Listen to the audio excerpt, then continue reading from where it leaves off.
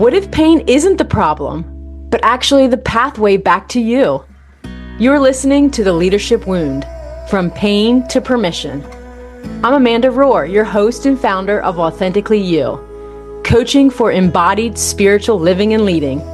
This is where we get honest about the real cost of leadership, the burnout, the pretending, the rejection, and the return to your authentic self. Because this isn't about performance, it's about permission. Welcome to the leader you've always been. They assured me I wasn't overreacting, yet deep down I struggled to believe them. I felt like I was being somehow rebellious because I was questioning leadership practices that didn't seem to align with healthy leadership models. What I've come to understand is that sometimes God places us in uncomfortable situations to prompt our growth and awareness.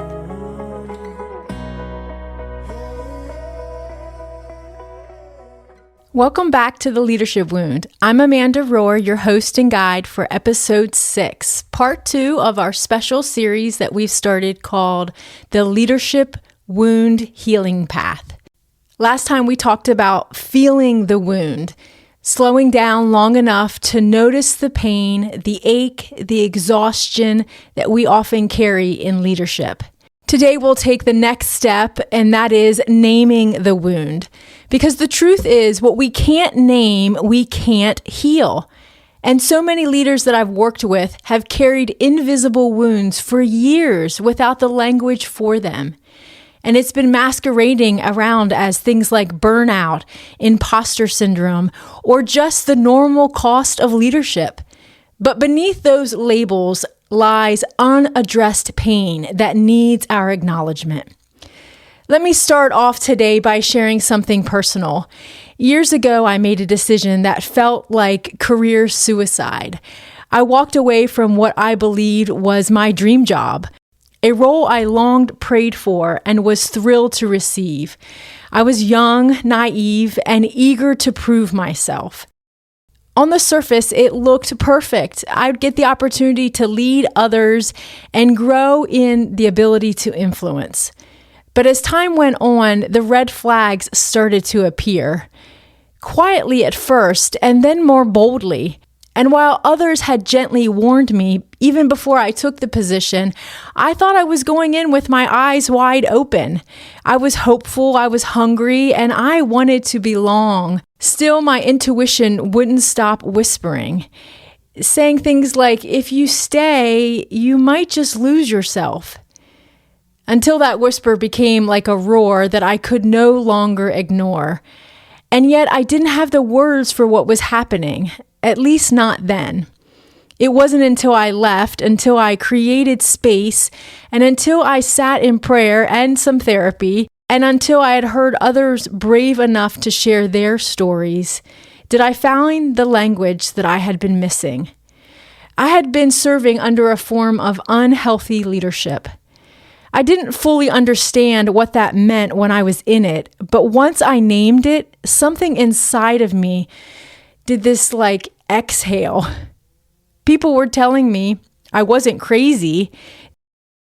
They assured me I wasn't overreacting, yet deep down I struggled to believe them.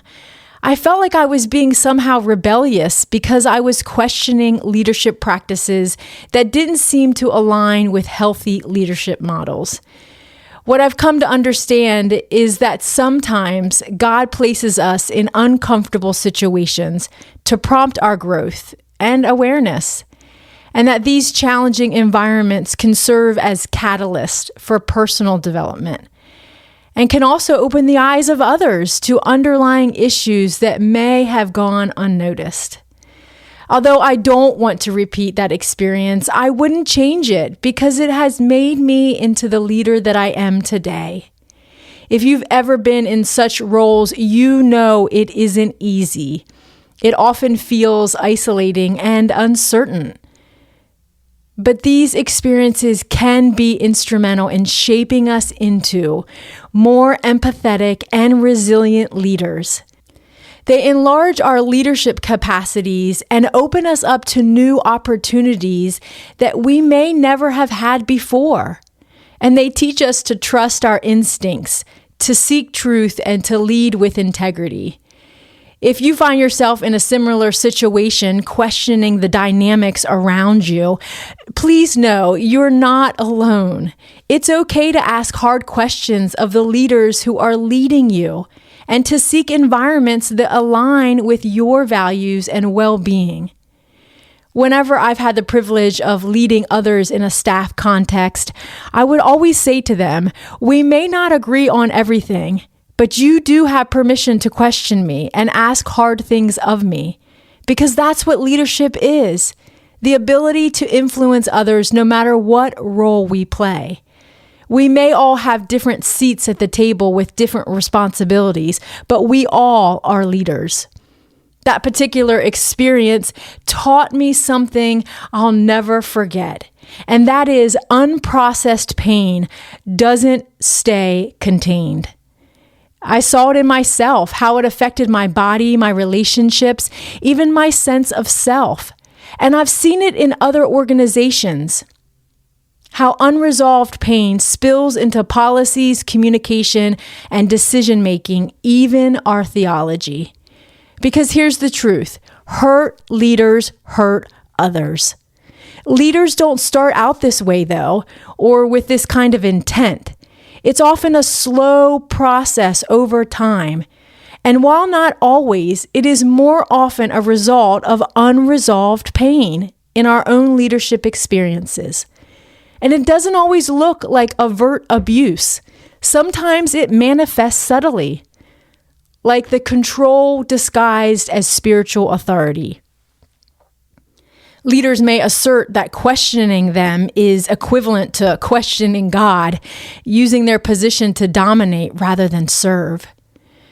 And certainty about the future is another way it manifests, presenting personal opinions or plans as divine mandates, leaving no room for dialogue or discernment. Avoidance is another one, sidestepping difficult conversations or feedback, leading to unresolved issues festering within the organization. Because let's face it, some of us as leaders are very conflict avoidant. Micromanagement is another one, overseeing every detail, leaving team members feeling disempowered and distrusted. It could also look like spiritual manipulation, using religious language to coerce behavior, such as implying that dissent is sinful or that obedience equates to faithfulness. There's also emotional coercion, inducing guilt or shame to control actions, often under the guise of spiritual growth or discipline. And lastly, isolation, discouraging relationships outside of the organization or a leadership circle, fostering dependence and limiting external perspectives. These are all ways that leaders manifest subtly their own leadership wounds. These behaviors can be subtle, often rationalized as strong leadership or spiritual guidance, but beneath them lies a wound, unspoken, unhealed, and influencing every decision.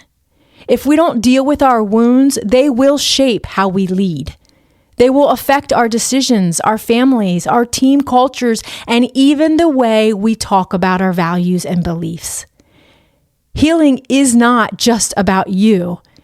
It's for everyone who experiences your leadership. That's why naming our wounds matters. Naming the wound matters because it gives shape to our pain and allows us to begin processing it so we do not pass it on to others. Before we name it, it feels foggy, blurry, even shameful at times. You're wondering if you're overreacting or downplaying what happened.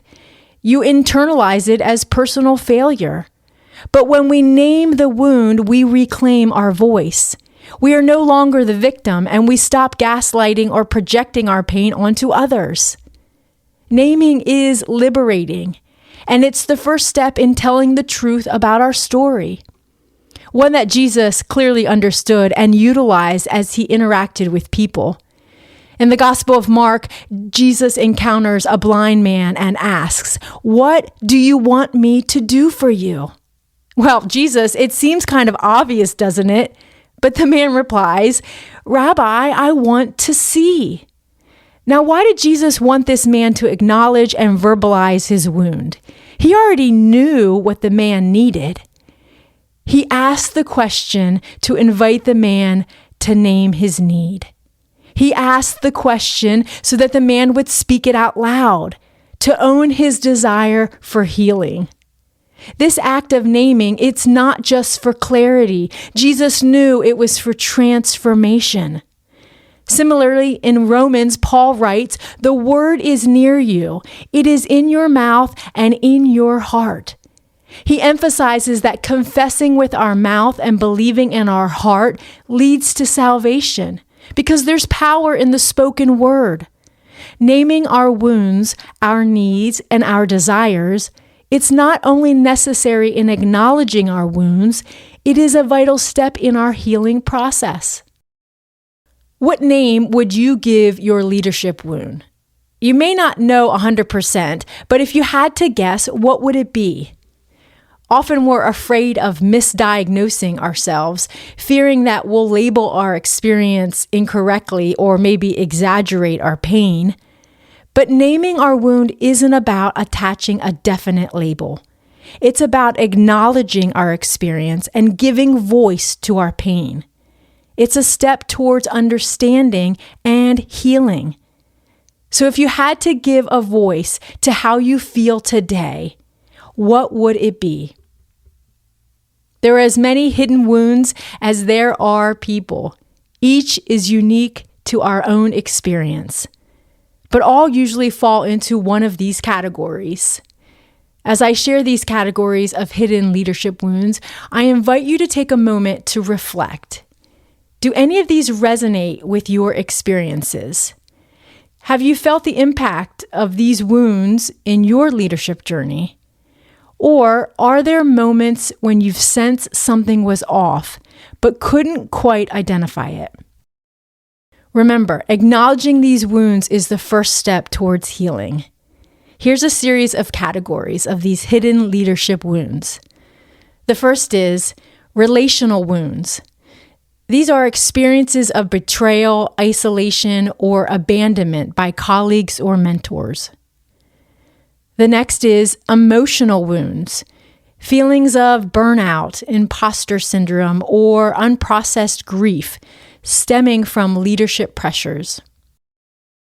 The third is cultural wounds. These are navigating unrealistic expectations or forced conformity within organizations. The fourth is spiritual wounds. These are encounters with disillusionment, misuse of faith, or spiritual manipulation in leadership contexts. The fifth is physical wounds, dealing with illness, chronic stress, or fatigue resulting from leadership responsibilities. The sixth is legacy wounds, the inherited dysfunction, the facing pressure to succeed, or lacking mentorship in leadership roles. The last is identity wounds, and these are the ones where we experience marginalization, or being othered, or having one's identity silenced in a leadership space. As I read those, if something really hit home, I want you to consider taking time to journal your thoughts and discussing them with a trusted confidant. Recognizing and naming these wounds can be a transformative step in your leadership. Consider using some of these reflection prompts that I'm going to give you to help identify and name your leadership wound even more. Remember, give yourself time and space to feel and reflect without judgment. What have I experienced in leadership that still feels unresolved or painful? Have I ever felt silenced, unseen, or manipulated in a leadership space? If so, when and how? What's a specific situation where you have felt deeply wounded in a role? What did I tell myself about that situation at that time? What kind of story am I telling myself about how I'm feeling? What name would I give this wound if I just had to guess? And how has this wound shaped the way I lead today? What would healing this wound make possible for me and for those that I lead? And lastly, who can I invite to walk with me through this healing process? The truth is, we're not meant to heal in isolation. If these questions stirred something in you, it's not a mistake. It's an invitation to be living from wholeness and authenticity. And remember, you don't have to walk this alone. My biggest transformations happened when I was willing to sit down with somebody and walk through my pain. I encourage you to find someone as well. And if you're looking for that someone and you're serious about naming your wound and beginning your healing process with support, I offer a free 30-minute growth plan consult that can help you begin that journey. 30 minutes could be the breakthrough you're looking for. Perhaps you're also looking for that for your team, your staff, to pour into them. If that's you, check out my website and show notes below for the link. In the next episode, part 3 of the Leadership Wound Healing Path, we'll talk about what comes after naming the wound, and that is accepting it. And what does it mean to hold our pain without rushing to fix it or cover it up? Until then, feel it, name it, and trust that healing has already begun. Thanks for tuning in to The Leadership Wound. If this episode spoke to you, would you please leave a review? It helps more wounded leaders find their way to healing too. And if you're ready to stop performing and start leading authentically, hit the subscribe button so you never miss an episode.